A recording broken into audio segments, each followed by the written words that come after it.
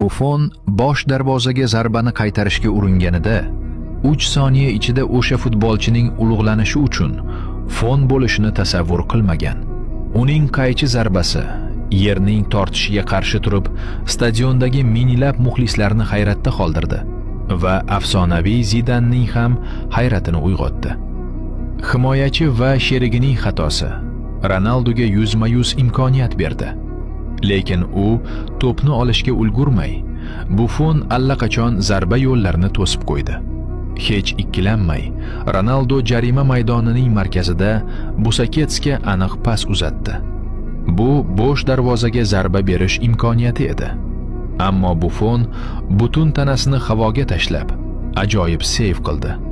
Biroq taqdir hazil qilishni yaxshi ko'radi. To'p Carvajalga tushdi. U biroz ikkilanib, yana markazda Busaketsga pas berdi.